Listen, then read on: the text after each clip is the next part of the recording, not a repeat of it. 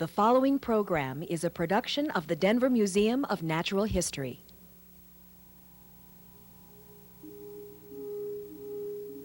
Lecheguilla Cave, the hidden giant. Coming down.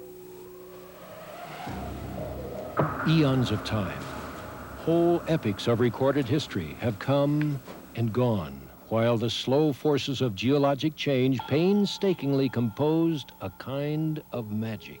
Where you going, Rick?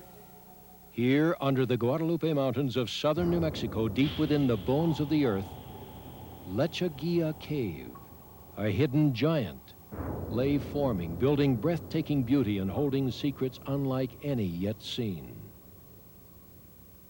Well, probably the most spectacular of them is the chandelier ballroom that has gigantic gypsum chandeliers, as we call them. They're a grotesque variant on gypsum stalactites growing down to at least 15 feet long. But I don't believe there's another display of the kind known anywhere in the world. A new type of speleothem that has never before been described has come from that cave. It's one of the last places on Earth, caves, where individual Americans, a person with a light and a hat and a little bit of rope, can have the same feeling that Lewis and Clark had, that Columbus had. Harvey, how are we going to take the camera down? This one.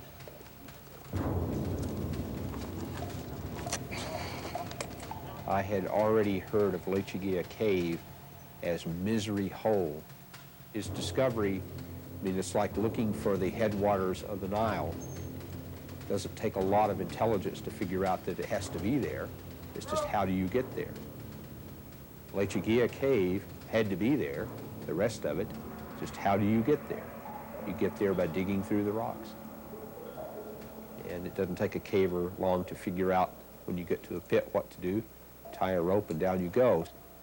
Rope! The slope could be a little tough, but as soon as you get your weight on it, real important. For as many as 36 sleepless hours, these cavers will push the underground boundaries at the end of that rope. Only a dozen pair of eyes, those of expert cavers, have ever seen the incredible beauty waiting in the rugged miles-long passage below. This expedition has a special mission: to take into the black darkness the 13th eye.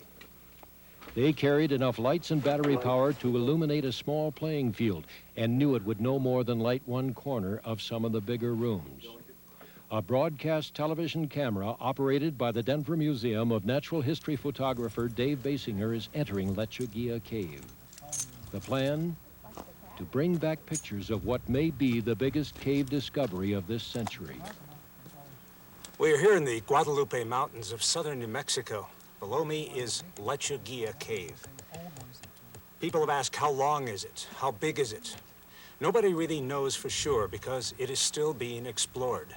We know now it's over 16 miles of cave passage. We also know that without the help of a tremendous number of volunteer cavers working to carry cameras and battery belts, lights, this video interpretation of Lecheguilla Cave could not happen. They came from all over the country. I was astounded. And then I appointed several of them. I said, you are going to be in charge of rigging the cave. You pick who you need to do the job. All right, come on up. Everybody knew that they had a job to do. Dave had his job of videotaping, and everybody had their various jobs. Bringing back pictures of worlds as yet unseen has been an interesting challenge since the invention of photography. You know, use your right hand to spread that bottom. This area of the Guadalupe Mountains is famous for caves. Carlsbad Cavern lies about 3 miles from the entrance to Lecheguilla. In the early days of this century, some of the caves in this area were mined for bat guano. Carlsbad was one of them. Bat guano is a rich fertilizer that helps start the orange groves of Southern California. A cowboy named Jim White supplemented his income by working in the mines, but he had an extra dose of curiosity. He wanted to explore dark recesses beyond the reach of the guano bucket. Because of his curiosity, we now have one of our most treasured national parks. In this rare old footage, White is using a burn of magnesium powder to light the way for an unknown motion picture photographer. And I would say that 3/4 of the known system within the cave we know as Carlsbad Cavern was first seen by this cowboy named Jim White. And that same enthusiasm, that same wonder of spirit and soul is just as evident in these people who are exploring Lecheguilla. What are you seeing up there? As the cave specialist at the park, my primary duties when I first arrived here were to get a better understanding of the caves within the park so that a management system for those caves could be developed. The air moved through the breakdown in Lecheguilla. Early 60 Colorado cavers had said the wind is blowing out of those rocks. There's passage there. There has to be. I've always thought that there was another big cave. Carlsbad Cavern could not be an anomaly. There had to be another one. Where was it? But then, why? What kind of people would dig through the ground and moving rocks around to look for it? That's one of the neat things about caving. You don't know what the limit is to what you can do. Caving is about the only human activity I can think of now in which actual original geographic exploration can still be done by people of modest means. For less than $100 a piece, we can find literal places in the earth that no human eye has seen. As I descended into the opening shaft with a large TV camera on my back, I remember wondering whether the TV camera should be going here. Actually, I remember wondering whether I should be going here. Following experienced cavers down into Lecheguilla is like it must have felt following Hillary up Everest. The walls here 100 feet below the surface are beautiful.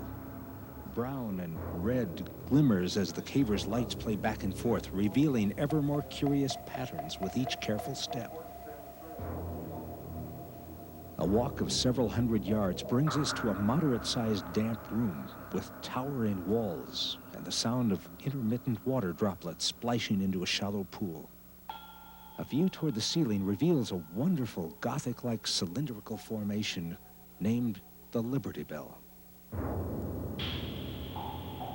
Across the room, up a chocolate-colored suspended river of flowstone, is the entrance to Wooden Lettuce Passage.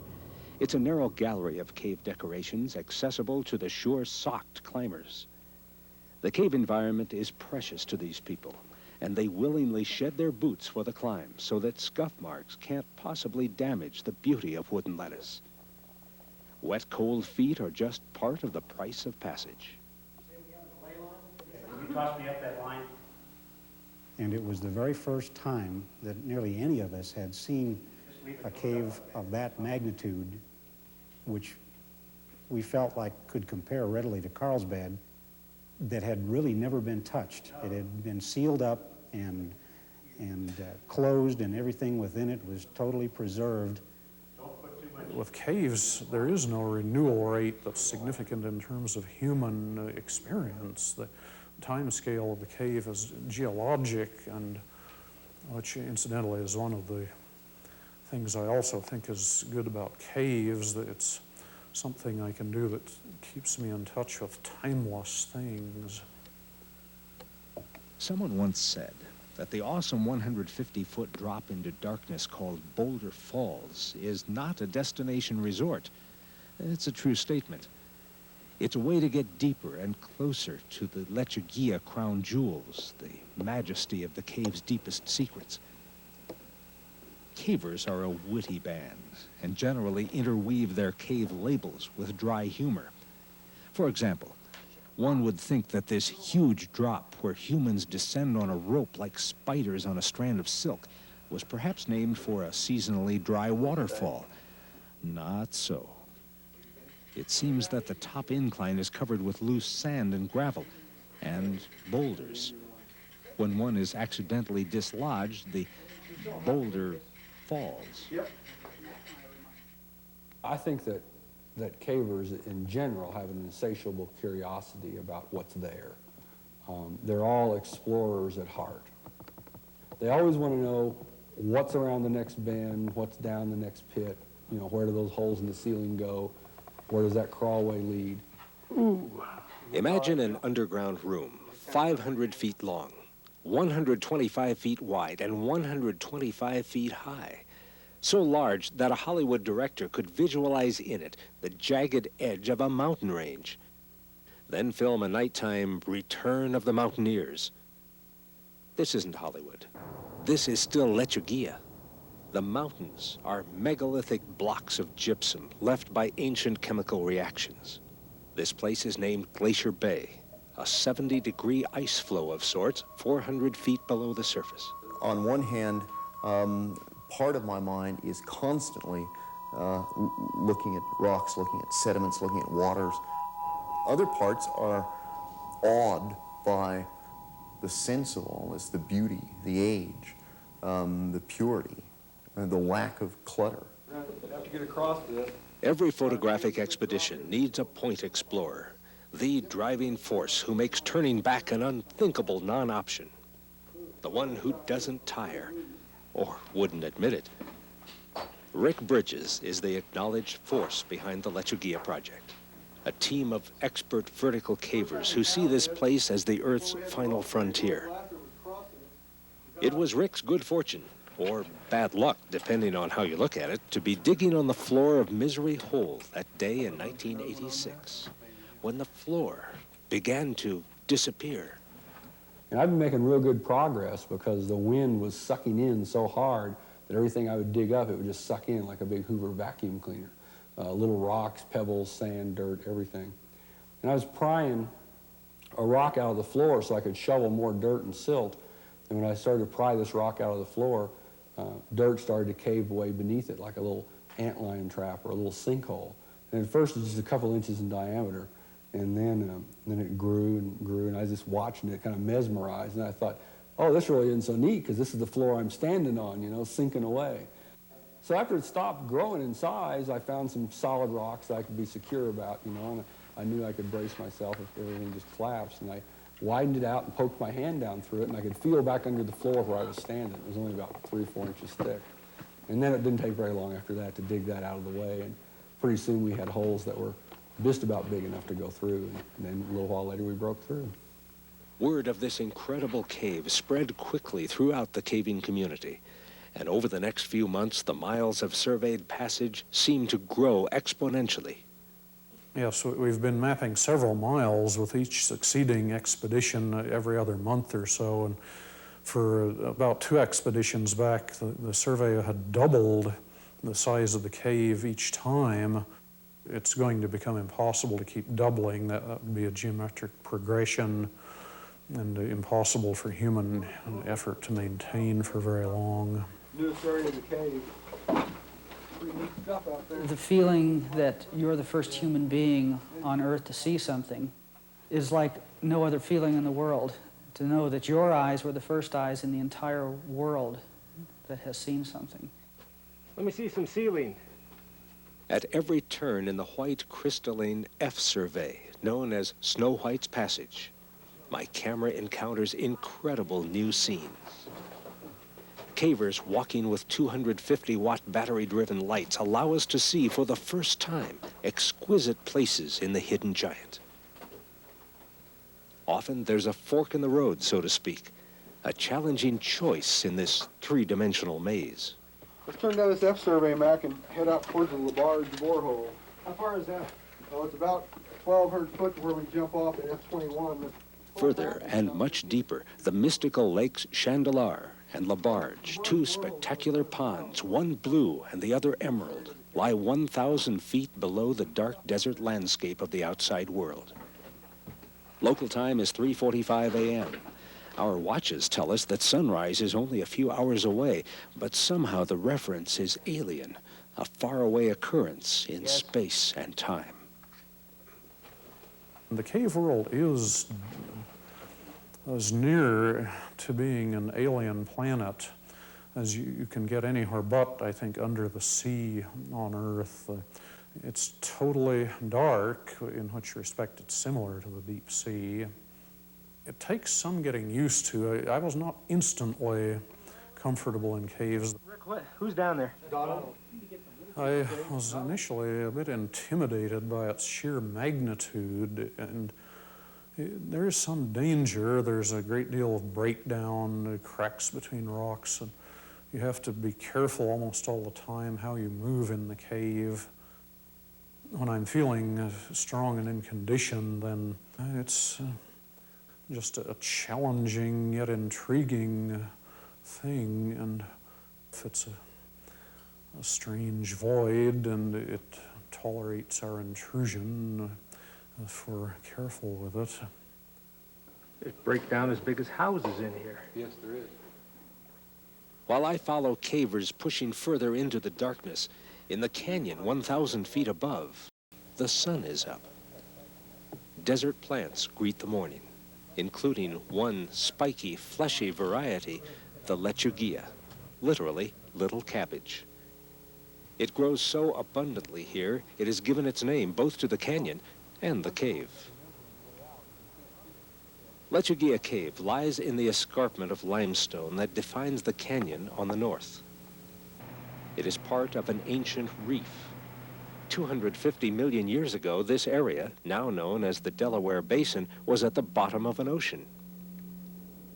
Layers of rock were slowly deposited over millions of years until the layers finally buried the old reef, and the sea dried up and was gone. About 5 million years ago, forces began to act within the earth, slowly pushing the reef toward the surface. Rain and the processes of erosion carved the landscape we see today. While the action of rainwater, combined with carbon dioxide or carbonic acid, is responsible for most limestone caves, geologists now believe that sulfuric acid did the work under the Guadalupe Mountains. When sulfuric acid dissolves limestone, another mineral, gypsum, is formed. In Lecheguilla Cave, gypsum is found almost everywhere, as coatings on walls, as massive 30 to 40 foot thick layers on the floors of rooms such as Glacier Bay, or as white sand that looks like snowdrifts on the walls and floor of Snow White's passage. Rim, the white gypsum. What's that pink stuff on the ceiling there? Nature works strangely at times.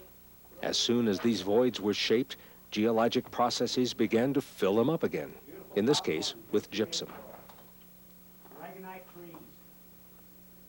Amazingly, geologists have learned that a type of bacteria feeds on oil and gas molecules present in deeply buried groundwater. The digestion produces hydrogen sulfide, which combines with oxygen and forms sulfuric acid.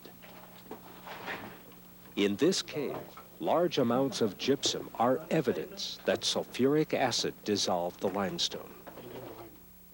Sometimes these deposits are delicate, curving, pencil-thin crystals of amazing transparency. And in others, the crystals can be huge, as much as 15 to 18 feet long. The dazzling giant crystals in the Chandelier Ballroom are the largest on record.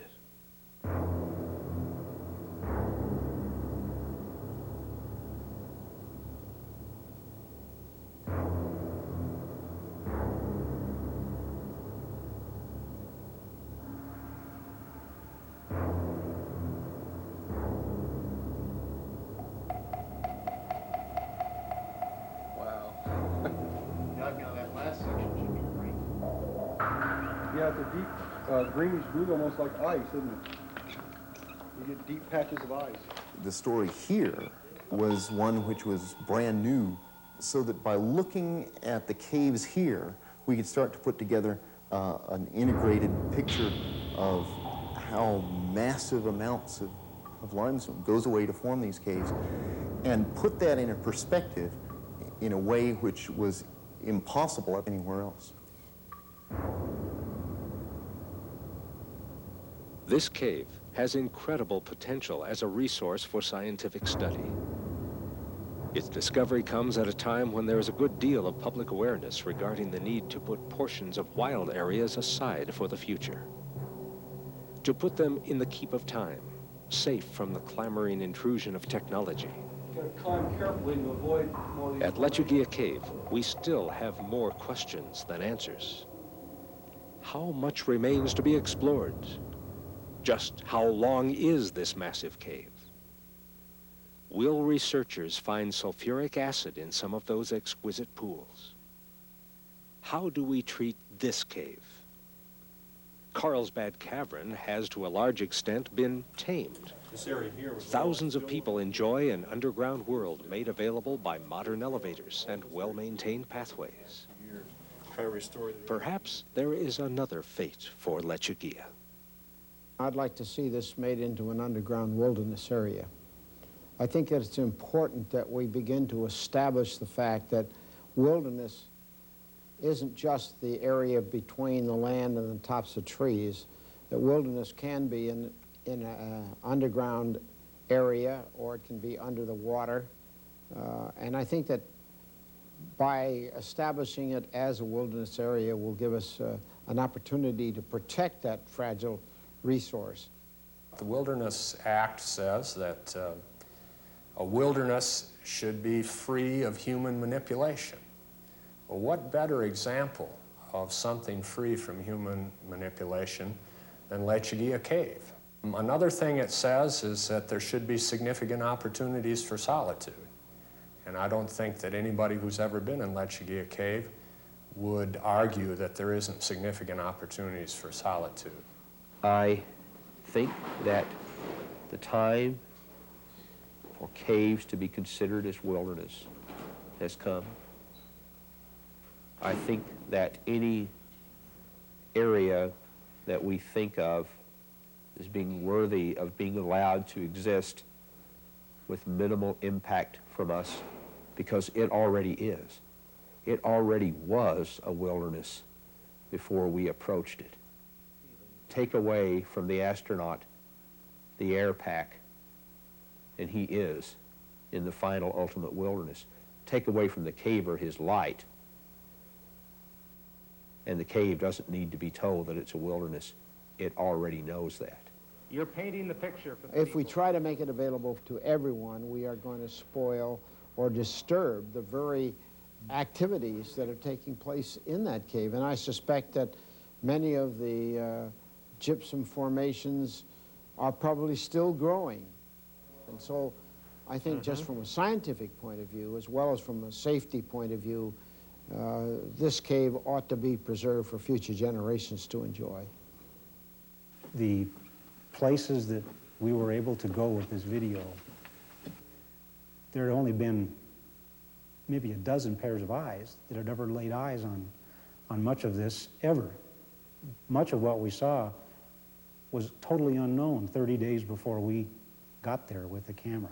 It's as close to being virgin ground, it's as close to being a new world as most people will ever get a chance to see.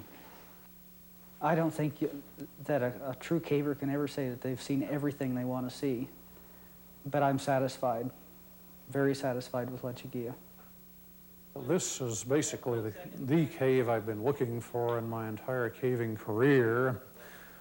It has everything that I could hope for in a cave: cryptic, huge, full of intriguing and frequently unique, novel features. And I hope that I'll be able to be involved with it for as long as it's going as well. And if you're a caver, if you're into this exploration like we talked about, where else are you going to go? I mean, this is it. This is the big one, you know. And we're lucky to live during this time. You know, people said, "Boy, I wish I would have been Jim White, or I wish I would have been the first guy in Mammoth Cave."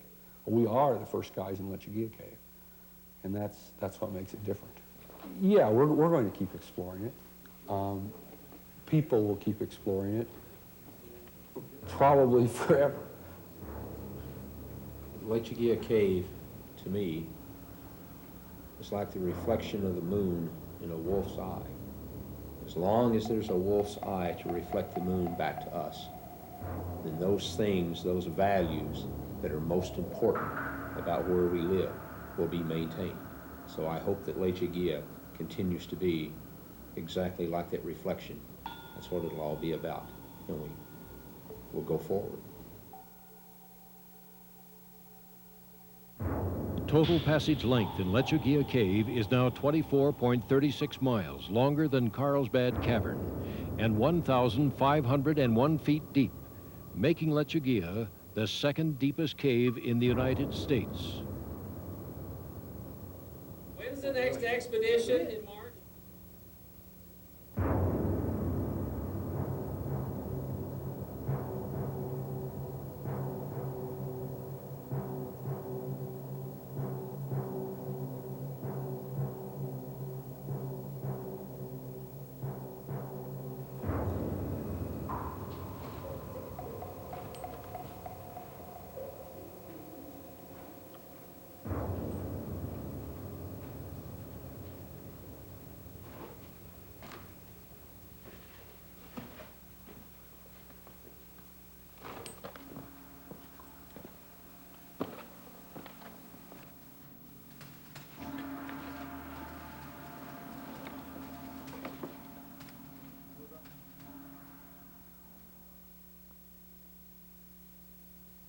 To find out more about caving and cave conservation, contact the National Speleological Society.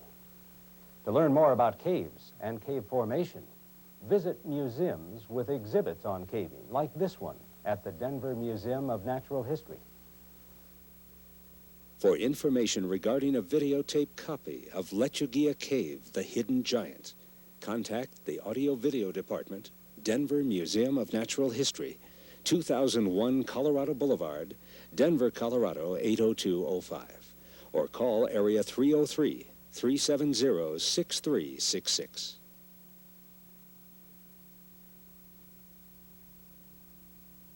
This is an exciting time to be a caver. Lecheguilla Cave is continuing. The exploration there is continuing to develop new, exciting ideas and push farther and farther into the depths.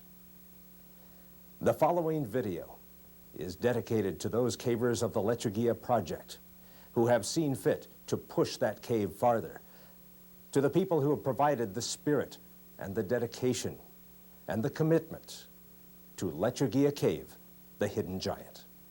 How far back do you go with this? Well, basically, I guess I go back to the mid-70s with Lecheguilla Cave and with one of the CRF digs that didn't go. And later on, after some discoveries in Cave of the Winds from their digs there, I thought there might be some more interest in going a little bit farther south to Lecheguilla. And so I talked around and came up with Dave Alured. And Dave Alured and I got the dig permits through the park and ran the dig for 2 years. One reason it took a long time for the dig was that we had a hard time finding people who wanted to dig.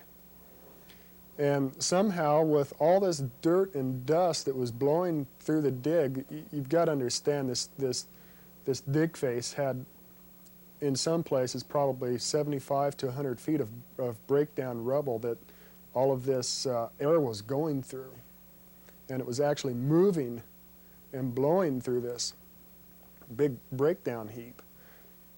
And so we found a spot and we started digging underneath one wall, and nobody wanted to dig. And one reason was because of all the dust and the dirt and the rocks and stuff that the wind blew back in your face, to the point that dust mask and goggles didn't do a whole lot of good. And in some cases, even carbide lamps. After a while, we couldn't even use a carbide lamp in the dig face because the wind was blowing so strong it would blow it out. One thing that always amazed me about this was you could stand on the canyon wall opposite the cave entrance, and on a good day when the cave was blowing, you could see a dust cloud going up 100, 150 feet into the air above the cave, which was probably, 300, 400 feet from the actual dig face. in Memorial Day of '86, why, after one day of digging, we broke through into Major Going Passage. And it was great. It was really exciting.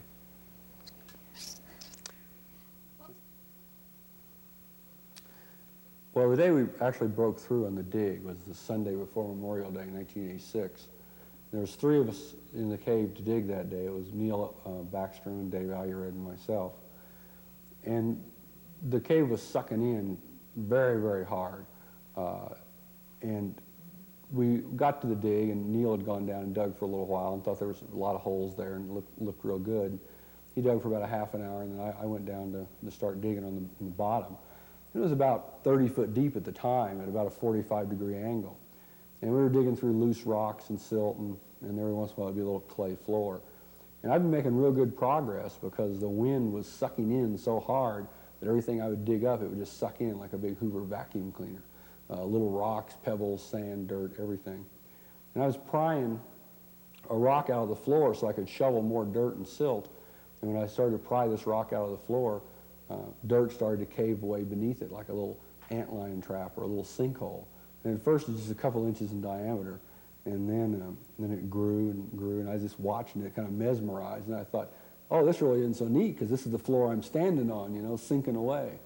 And it got to be about 6 inches in diameter, and then it stopped. And I was yelling for a belay, and these guys up on top, they said, what do you want a belay for? You're in the bottom of a hole, you know, you can't fall anywhere. And I told them I didn't want to debate about it. We'll give it to me, and then we'll talk about it. And so after it stopped growing in size, I found some solid rocks that I could be secure about, you know, and I knew I could brace myself if everything just collapsed. And I widened it out and poked my hand down through it, and I could feel back under the floor where I was standing. It was only about 3 or 4 inches thick. And then it didn't take very long after that to dig that out of the way, and pretty soon we had holes that were just about big enough to go through, and then a little while later we broke through. Probably around November of '85, Dave Alured was telling me about this cave that John Patterson and himself were digging on down in New Mexico, and that it held tremendous potential. And I tried to make arrangements to go a couple of times, and things would come up. But finally, I went down there for a week over Memorial Day weekend in '86, and spent the first couple days on a CRF trip, and people asked me why I wasn't over digging, and I said, well, I intend to let them break through, and then I won't have to dig. And actually, that's what happened. They broke through on a Sunday evening, I believe. And so I went over Monday, and they were really tremendously excited, but only 6 people could go in the cave at that time, so I wasn't able to go in until the second day. Monday evening when they came back, Rick said that they'd gotten stopped by this great big pit, and that you know, I was fortunate in that I was going to get a chance to drop this pit. So we packed up a 400-foot rope and went into the cave as quickly as we could, and rigged the pit, and it became apparent that Neil really didn't want to go first. And so I went ahead and got on rope and was preparing to go over the lip of the drop when Dave Alured and a number of other people showed up, and they began taking a bunch of pictures. And so I started over, and they wanted up to the second report of what I was seeing, and I was able to do that for a while, but the rope kind of kept on pigtailing when it would come out of the bag, and so I was having to struggle with that to straighten it out, and I was really pretty nervous. I'd never done a big virgin pit before, and we had no idea really how deep it was. Right as I was starting over the edge, I said to Neil, you did tie a knot in the end of the rope, didn't you? And he said, well, yeah. And so I thought, great, I'm definitely going to make sure I don't let my eyes off the end of this thing. And after about 50 feet, the wall cuts away, and you're in free space for 60 or 70 feet. And at that point, you know, I said, well, I found a floor, but I can't land here because it was sort of a high-angle wall that you have to rappel down another 40 feet or so. The total drop ended up being 155 feet, I believe. And I landed on a sand pile that was this really loose, deep sand, and I had a difficult time trying to climb up to the top. I didn't know what, you know, lay below me, and I was reticent to go any deeper. And so I got off rope and crossed the room and yelled that I was clear, and then Neil came down, and I turned off my lamp and sat there in the dark and watched his lamp silhouette the pit as he came down. And it's really a unique experience. I'll always remember that. The National Park Service has been in a coordinating role, and it's the caving community itself that is doing the exploration. This is quite a remarkable demonstration, I think, of a kind of cooperation between a federal agency, in this case the National Park Service, and a special interest group, in this case the caving community, to try to characterize cavers and fit them into little round holes is awfully difficult for me.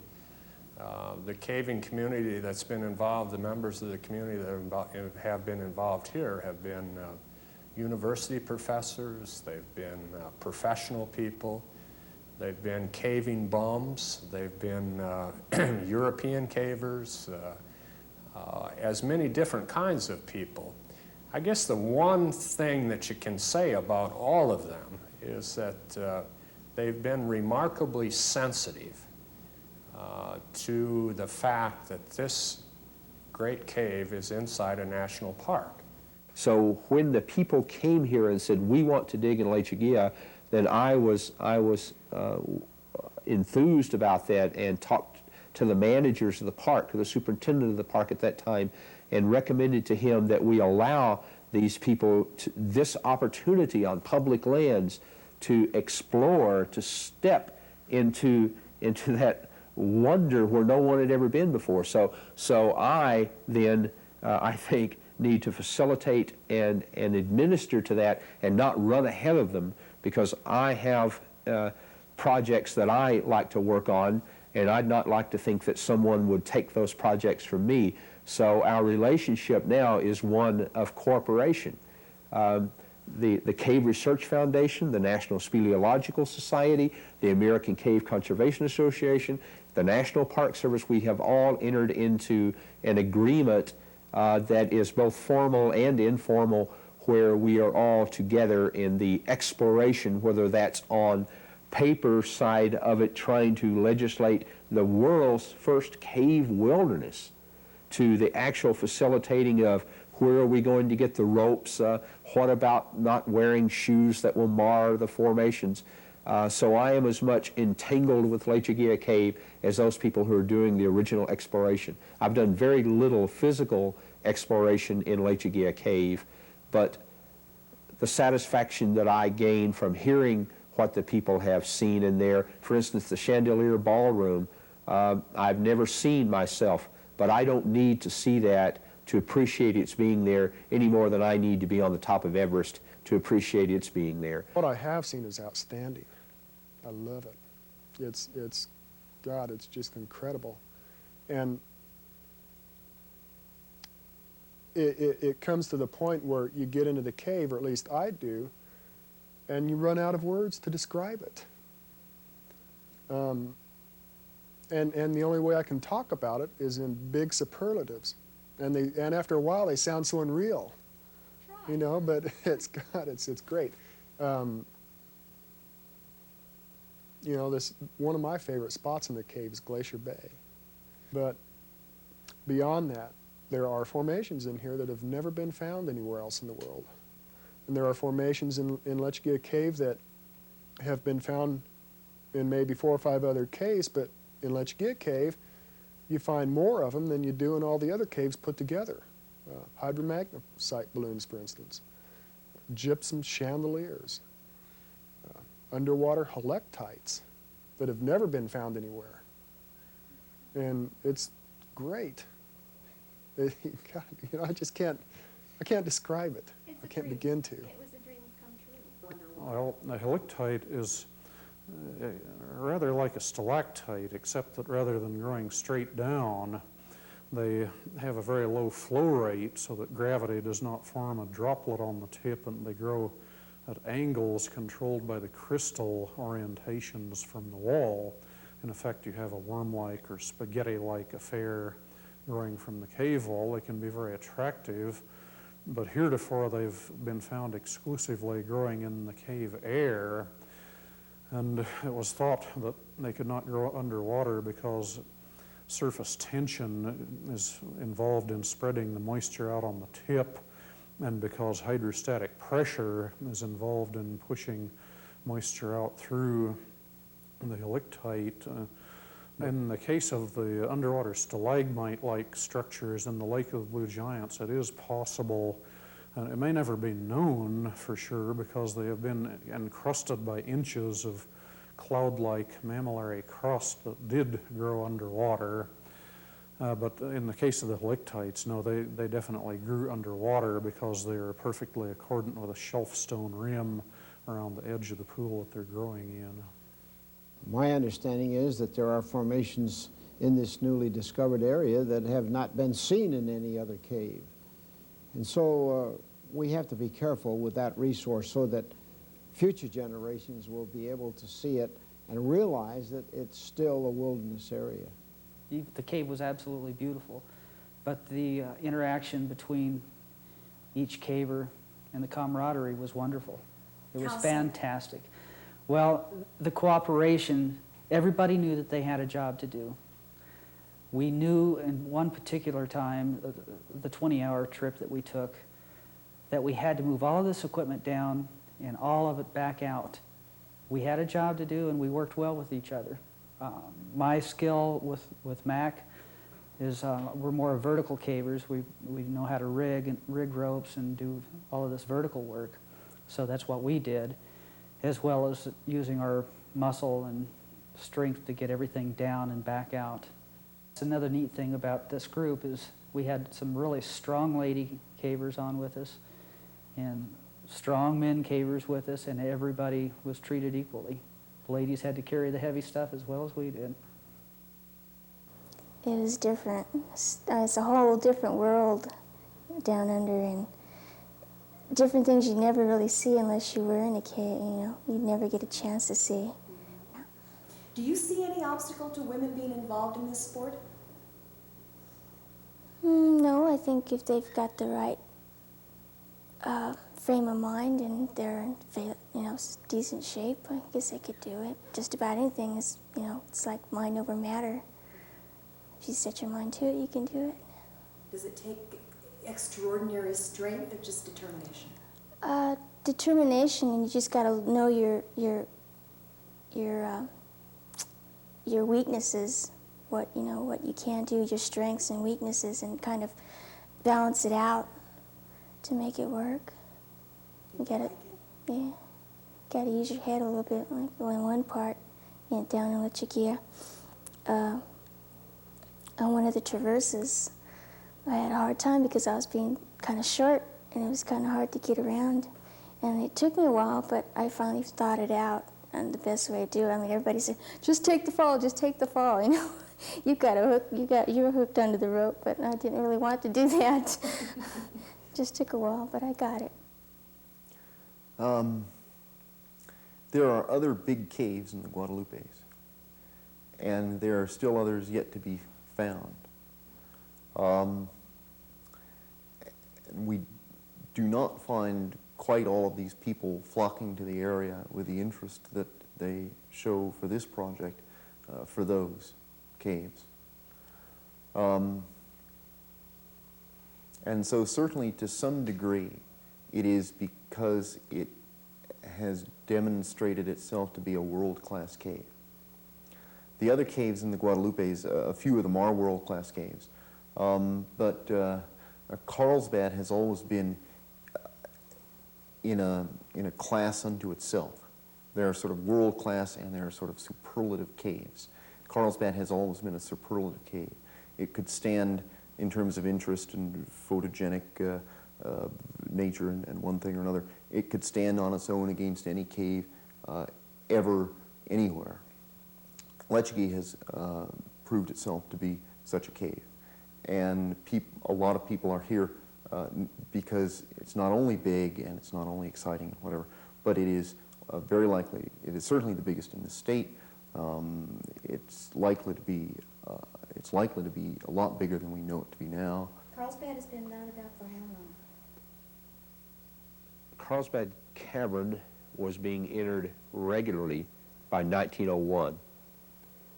There were signed affidavits by a young man by the name of Roth Sublett, who said he was first lowered into Carlsbad Cavern in 1889 by his father. He was lowered down a rope into what we now know as the Bat Cave portion of Carlsbad. However, he did no more than that. He then exited the cave.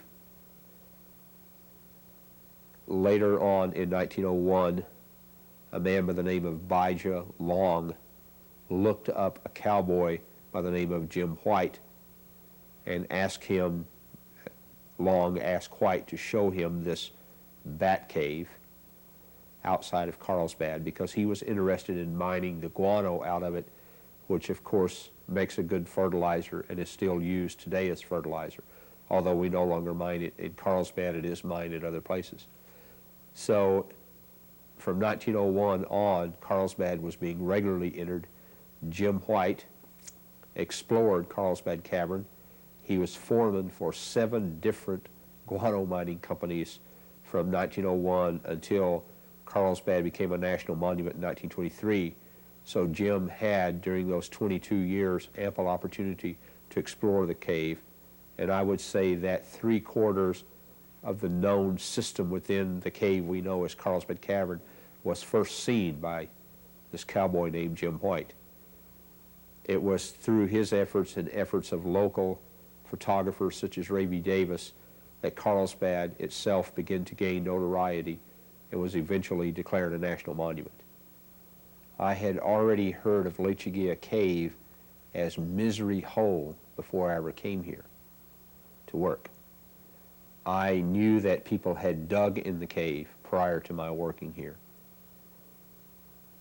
After I came to work here, the Cave Research Foundation asked to do a dig. They asked formally to do one. We gave our permission, but they stopped pretty quickly. So the cave was there for a long time before anyone else came around and asked to dig. In 1984 is when Dave Alured and John Patterson first came down here with Donald, whom I knew as a caver in CRF, and proposed to do another dig in the cave. So the cave had been partially disturbed by guano mining and other collapses, natural collapses. But the animal bones inside certainly proved, after the breakthrough was made, that the opening had existed prior to it being reopened. There's no doubt about that. The actual physical breakthrough, remember that they were digging off and on for 2 years, 84, then through 85, and then in May of 86, I was of course at work, my job here as the cave specialist, when the team that was out there came back and said, you know, we've broken through, we've broken into an alcove. And then later, of course, more digging, and they were in when Rick Bridges got involved with Dave and John. He and Roy Glazier and Neil Backstrom, of course, continued helping them dig and eventually broke through into the first passages there. And very quickly, they discovered the area as far as Boulder Falls. And it doesn't take a caver long to figure out when you get to a pit what to do.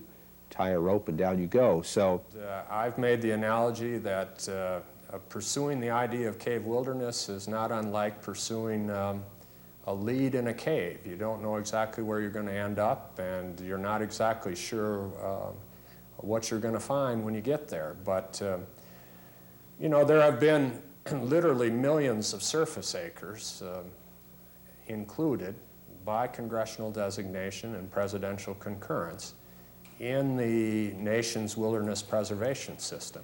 There has not been 1 square foot of America underground that's been included in our wilderness system.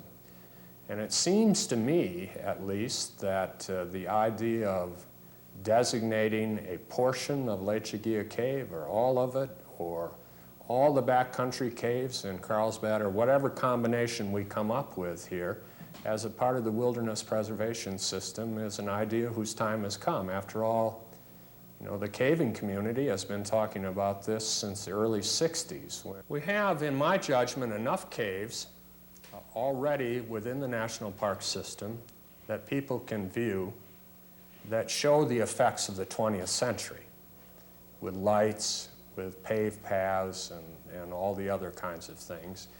And we ought to have some caves also where people can see them without the artifacts of the 20th century. And Lecheguilla Cave and a cave wilderness, in my judgment, are the very best places to do that. The National Park Service recognizes its dual responsibility of preservation and protection, as well as making parks available for the pleasure of the people.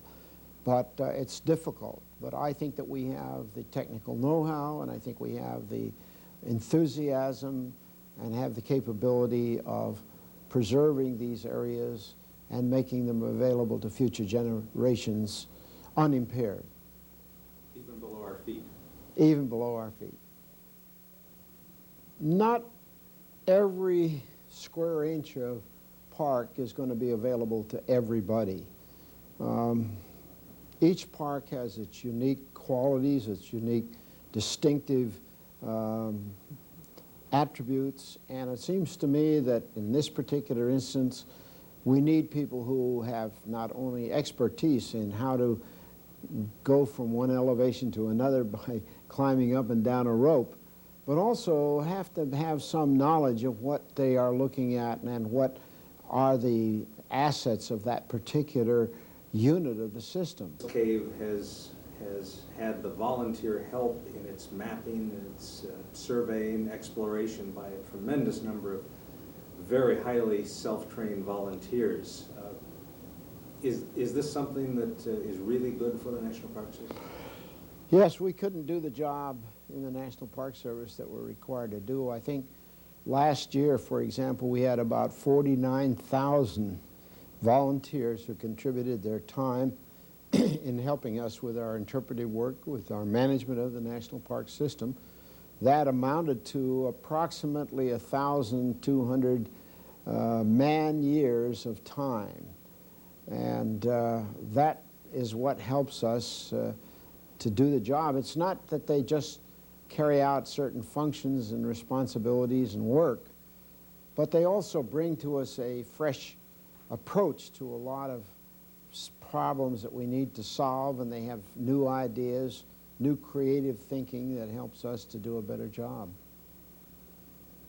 I think one of the really positive things about this whole project is the cooperative effort that's occurred. The affiliation of the people really hasn't been a factor in the selection. The more important thing is the skills that they bring to the project and what they have to offer in documenting that cave and making it accessible to the world. Exploration will always continue. Carlsbad Cavern, we think, was first entered by Jim White in 1901. In 1985, we used balloons and explored and discovered and explored the spirit world. Exploration has never ceased in Carlsbad Cavern. Exploration will cease only when the imagination of the cavers dies, and I don't expect that to happen soon. As long as people have the urge and the will to explore, there will be cave in that wilderness setting for them to explore. And there are many ways of exploring the cave. This first exploration and the mapping of it provides the baseline, but every person who enters that wilderness environment comes with a different perspective, and they see different things, they ask different questions. So the first baseline map just provides the very broad picture. It's more close, looking at the environment will answer a whole new set of questions, and we can't even speculate at this point on what some of those might be. I have a lot of members who have spent a lot of time pushing a lead or digging a hole when everyone else left and went to the easy caves, and they finally made the breakthrough. Without that type of person, there would be a lot of caves that would never be found, and this is a fantastic cave. And that's another exciting aspect about this project. Lecheguilla is a superb example of of caves, but it is only an example. There are many other caves out there to be discovered, to be explored, and all of them have very delicate environments that need to be managed and dealt with very carefully. So the concept of official designation of this cave as wilderness really only introduces a much broader issue of the wilderness of caves in the broader sense. There are many other caves out there, many other wilderness environments to be explored and understood by man. So wilderness is by no means a way to discourage or to stop exploration. In fact, the wilderness provides for the ultimate in exploration. We continue documenting the cave so that we have a basis for judgment. We continue to analyze available information, develop management plans so that the cave is continues to reveal its secrets, so that we continue to understand it, so that we preserve it for future generations.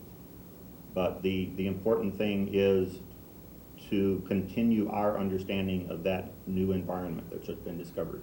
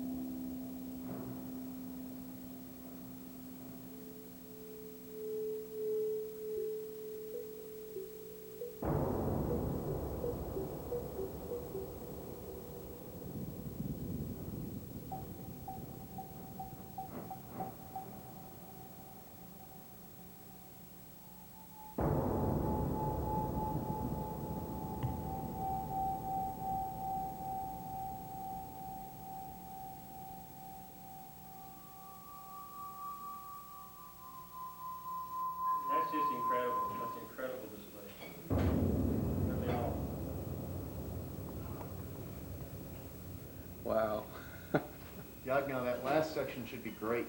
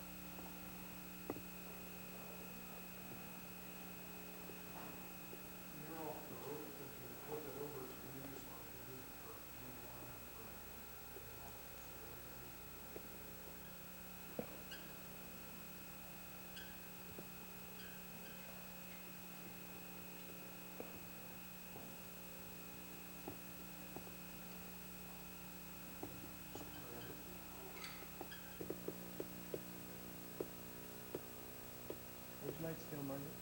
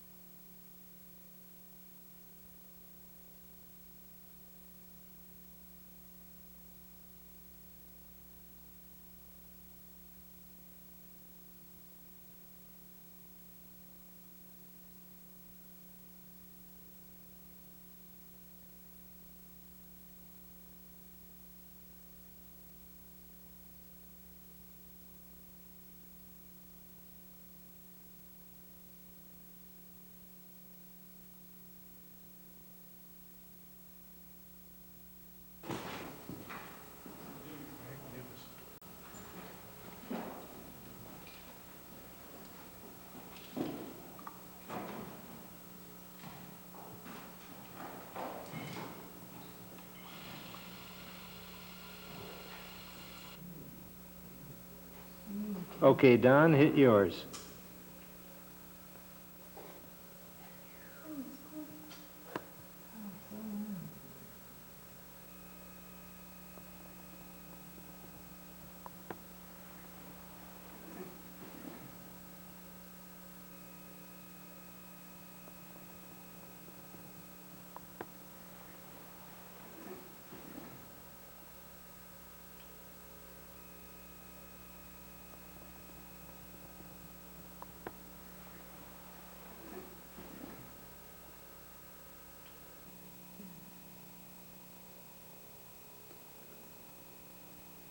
Well, Bruno, what do you think of this cave?